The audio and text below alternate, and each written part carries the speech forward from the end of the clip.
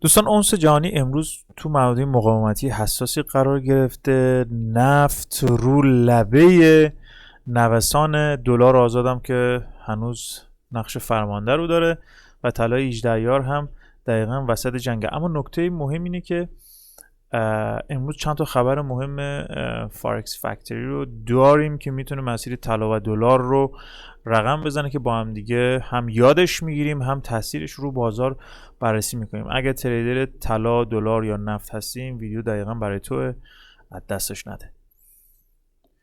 درود همراهان عزیز، من یاشار هستم و شما چنل رسمی آکادمی ارتش RTM رو دارید میبینید. اتاق فرمان بازارهای مالی، جایی که نقدینگی بازار با 3 ابزار قدرتمند پاز، مقیاس و فرکتال که از ابزارهای قدرتمند سبک ردیابی سفارشات پنهان هستش، HOT، کل بازار رو بررسی میکنیم.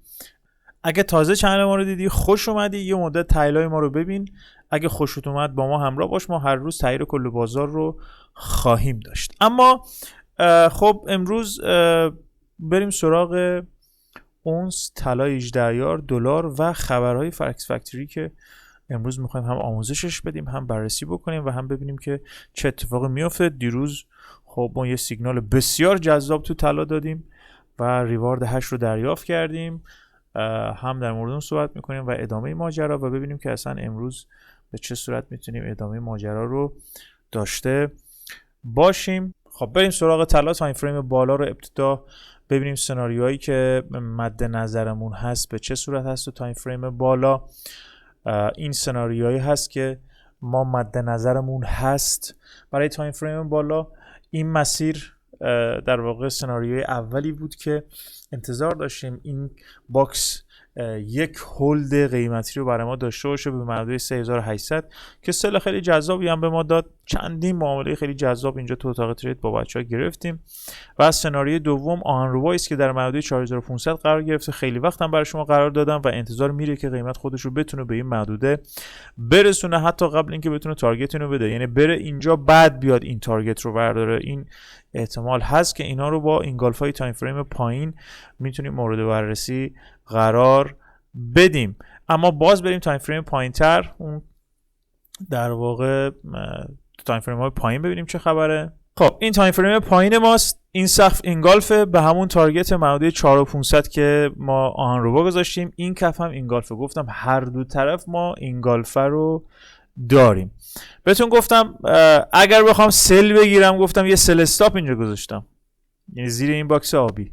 اوکی، که گفتم احتمالش خیلی پایینه، احتمالاً این بالا بشکنه و استاپ بای ما فعال بشه. اوکی، که با استاپ ما فعال شد، سل استاپ ما در واقع فعال نشد، که این با فعال شدن این یه دونه پله دقیقا با شکستن باکس سبز یا این خط آبی رنگ فعال شد. و از اون جذابتر تایم فریم پایینتر یه اسکیل سومی تو اتاق ترید من کشیدم. گفتم از همینجا میتونید ورود بای رو داشته باشه که به همین زیبایی برخورد بهش داشته و این ریوارد جذاب 8 رو ازش دریافت کردیم. این هم اتاق ترید ما، قسمت گلد سیگنال ماست. این تحلیلی که دیروز گذاشتم، گفتم روی این باکس نارنجی میتونیم شروع بکنیم به بای گرفتن که این اتفاق جذاب برای ما اتفاق افتاد و این ریوارد بسیار جذاب برای ما گرفتیم. اما از این به بعد تحلیل به چه صورت، لایه تحلیل بعدی رو برای شما باز خواهم کرد که ما اومدیم تایم فریم بالا رو گفتیم اگر بخوایم این رالی بیس رالی رو فرکتال اول داشته باشیم، بعد فرکتال دوم و سوم و چهارم و پنجم رو مورد بررسی، در واقع مشبندی 4 رو برای شما در نظر گرفتم. رد شدن، من اینو دقیق بکشم براتون، 4180 بهتون گفتم تو مرز مقاومتی خیلی مهمی است. این خیلی محدوده مهمیه که برای من بشکنه، چون در واقع این گره در واقع آپر باکس آبی رنگ است. این اگه بشکنه خیلی میتونه جذاب باشه. و خب امروز خبرهای فارکس فکتوری هم اگه توجه بکنیم احتمالاً خبر به نزول طلا خواهد داشت و بایدم در واقع تکنیکال هم داره همین رو نشون میده. اصلا بدون توجه به خبر معادل 4120 و 4105 بسیار جذاب است برای بای گرفتن. یعنی ما اینجا اولین تاییدیه سلمون رو بزنیم، بریم تو 15 دقیقه، یعنی خب 15 دقیقه چیزی داره به ما نمیده، تو 5 دقیقه باز بد نیست. ما اگر بتوانیم 1 دقیقه هم ببینیم، من تو این تایم فریم ترجیح میدم که این تک کندلم بشکنه. این تک کندلم بشکنه اولین تاییدیه ورود ما بود برای اون سلی که احتمالاً با خبر به ما خواهد داد. حالا خبرها رو هم دقیقاً بهتون میگم چه ساعتهایی هست. پس من انتظار یه سل دارم به این محدوده، یعنی بخوام با مسیر من اینو بکشم، حتی میتونه الان از همینجا یه های بالاتر بزنه 4180 بشکنه، اینگالف تاییدیه بدهد، بعد بیاد اینو برداره. اوکی، ولی تریگر ما این محدوده هستش. اوکی، یعنی من انتظارم اینه از اینجا حرکت بکنیم، بعد به طرف بالا.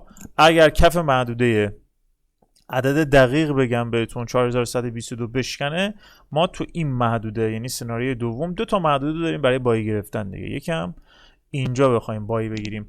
اگر سلی که اینجا گرفتیم اومد اینجا تاییدیه بای داد که بایمون میگیریم، استاپ یعنی در واقع تیپی ما اینجاست. اگه بشکنه بازش میذاریم، یعنی ما اومد اینجا استاپ تریلامون انجام میدیم، میایم تا این پایین. اگه شکست تازه حجم سلمون رو افزایش میدیم تا این محدوده. اوکی، پس اینو تو محدوده تو تایم نیویورک باید مورد بررسی قرار بدیم. هرچند که امشب ساعت 10 شبم آقای ترامپ صحبت داره که در موردش صحبت میکنیم. در مورد نفت هم خب مسیر مشکی رنگی که برای شما کشیدم، گفتم بعد اینجا باید بیاد رو باکس سبز. من به نظر من امشب ترامپ باعث میشه این قیمت نفت رو ببره بالا، چون به محدوده رسیدیم که باید قیمت به طرف بالا حرکت بکنه و این باکس که سقفش 82352 هستش میتونه بسیار تاییدیه این موضوع باشه که اگر رد بشود دیگه ما رفتیم برای 100 در واقع $4 نفت. و من یک آلرت هم اینجا قرار بدم، یا آلارم برای خودمون اینجا بذاریم.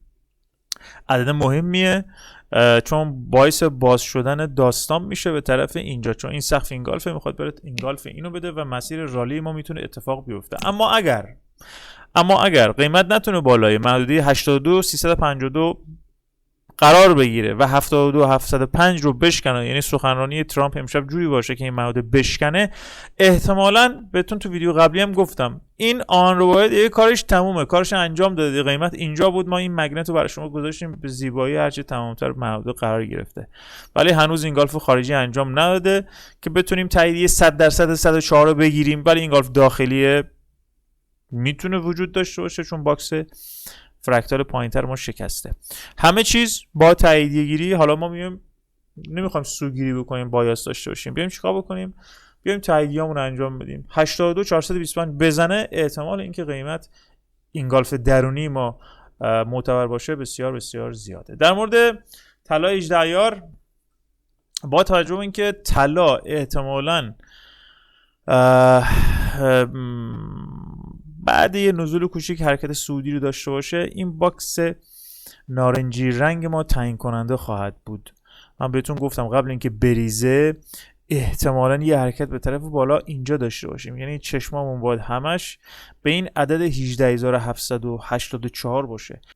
اگر رد کرد که خیالمون راحت باشه میخواد بره 20 میلیون، این محدوده مناسبی برای فروش. اگر نتونست رد بکنه، اگه با قدرت شکست که دیگه چه لزومی داره برای بفروشیمش. اما اگه خورد اینجا تاییدیه سل ما رو داد، اینجا میتونیم سل بگیریم به تارگت این باکس سبز رنگ محدوده 17590.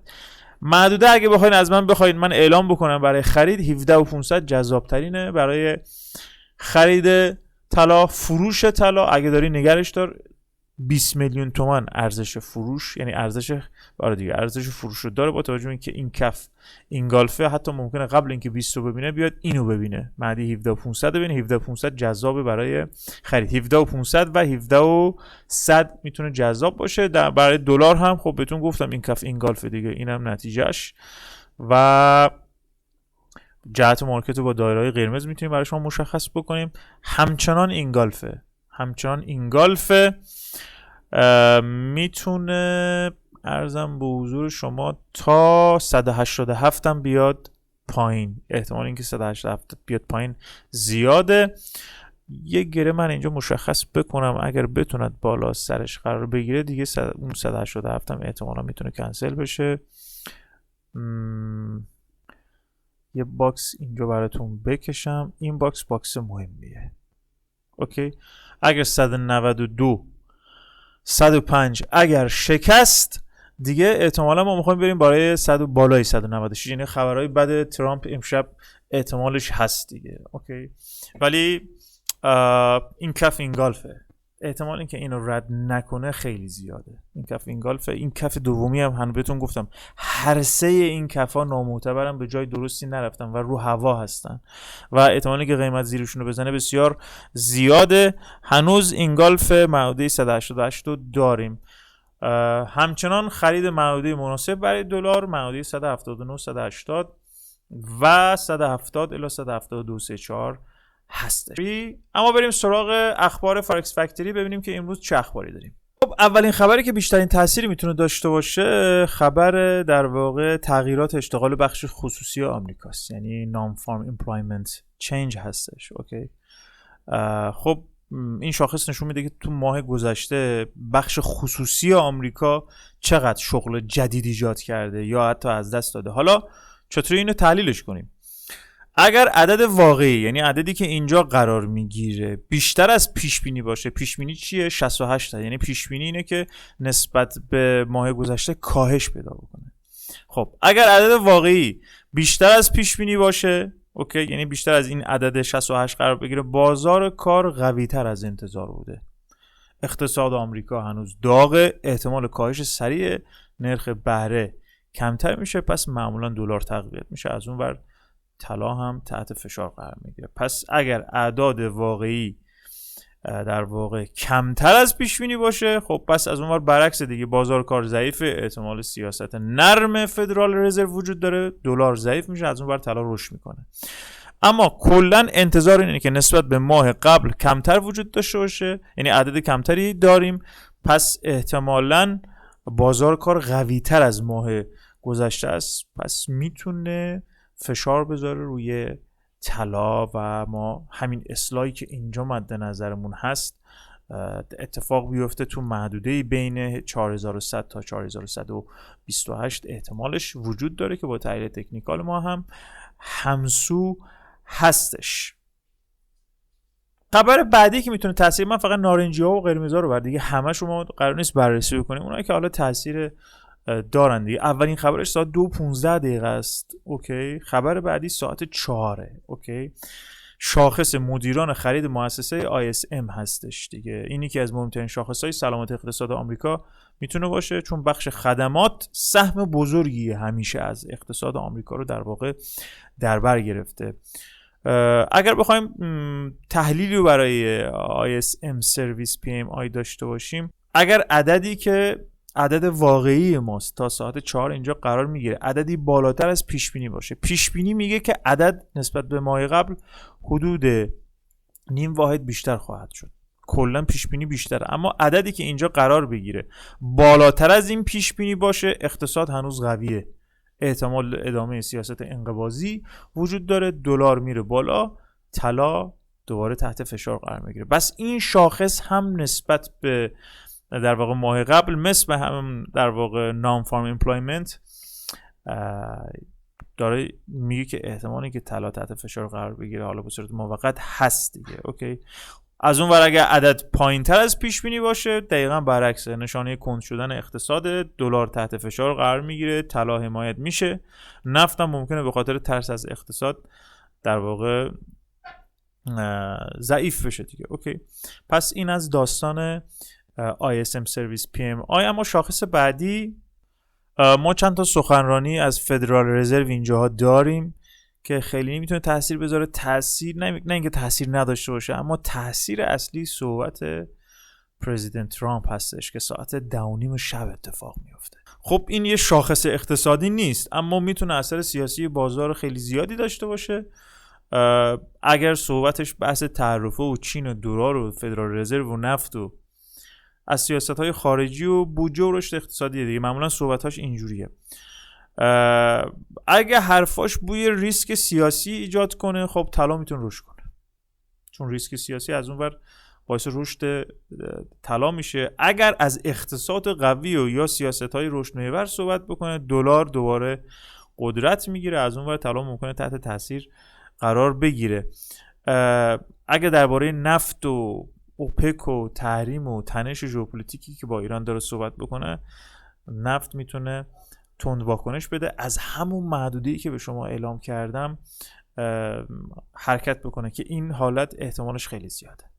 پس اینم از خبرهای فارکس فکتوری که مهمترینش به نظر من همون سخنرانی آقای ترامپ ساعت 10 شب، 10:30 شب باید چشمون به چارت باشه. معمولا تا همون تایم نیویورک جذابتر از همه است، ولی ساعت 4 که تو تایم نیویورک هستش میتونه خیلی جذاب باشه و حالتهای مختلفش رو مورد بررسی قرار دادیم که نشان از فشار روی طلا هستش. نهایت امر مثل همیشه اگه میخوای تحلیل تکنیکال رو یاد بگیری، اونم به روش RTM، در واقع همون صفحه اول قسمت کورس ها، پرایس اکشن پیشرفته RTM و وبینارهاش که 11 جلسه پرایس اکشن RTM و 51 جلسه وبیناری که 4 سال پیش برگزار شده. این همون ویدیویی که داخل فراچارت هم هست، فیدبک ها مشخصه،